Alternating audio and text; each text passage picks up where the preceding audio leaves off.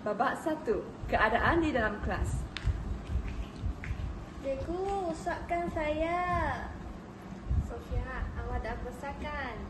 Cikgu percaya awak boleh makan sendiri. Cikgu akan duduk di sini temankan, okey?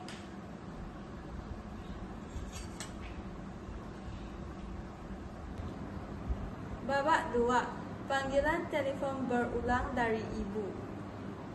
Ring. Selamat pagi cikgu. Sofia okey ke hari ini dekat sekolah? Dia tengah buat apa sekarang? Salam sejahtera Puan Zila. Ya, anak Puan berada dalam keadaan baik. Dia sedang makan sendiri dan cikgu akan memerhatikannya.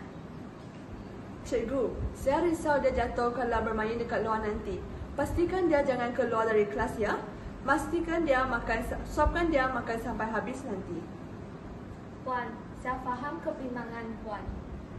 Tetapi di prasekolah, kita melatih semua murid untuk berdikari. Makan sendiri dan bermain di luar adalah sebahagian daripada perkembangan mereka. Babak ketiga. Perbincangan formal guru dan ibu.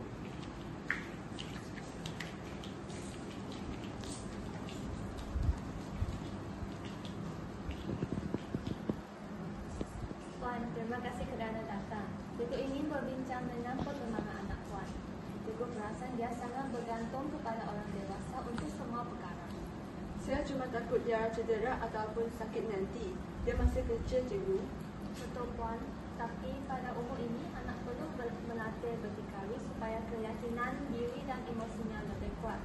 Jika kita bantu terlalu banyak, dia akan sukar membuat keputusan, cepat takut dan tidak yakin dengan dirinya. Contohnya tadi, bila cikgu galakkan dia makan sendiri, dia sebenarnya mampu melakukannya. Cuma dia perlukan peluang. Puan, mulai hari ini, cikgu ingin tetapkan beberapa garis panduan supaya perkembangan anak lebih seimbang.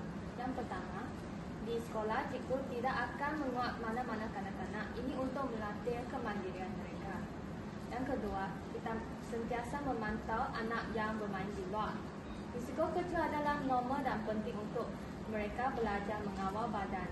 Yang ketiga, untuk mengelakkan gangguan kelas, cikgu cadangkan kita hadkan panggilan kepada waktu tertentu sahaja. Contohnya selepas kelas tamat. Jika ada kecemasan, cikgu sendiri akan hubungi Puan. Babak keempat. Ibu mulai faham. Baiklah cikgu, saya tidak sedar tindakan saya telah membuatkan anak saya terlalu bergantung. Saya akan cuba berikan lebih banyak peluang kepadanya untuk belajar. Terima kasih Puan. Kita buat ini bersama-sama. Bila di rumah, Puan boleh mula beri dia tugas kecil seperti pakai kasut sendiri, kemas beg dan juga makan sendiri. Babak 5. Penutup. Anak mula berdikari.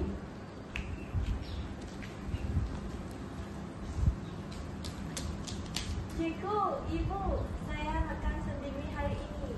Bagus. Cikgu sangat bangga dengan awak.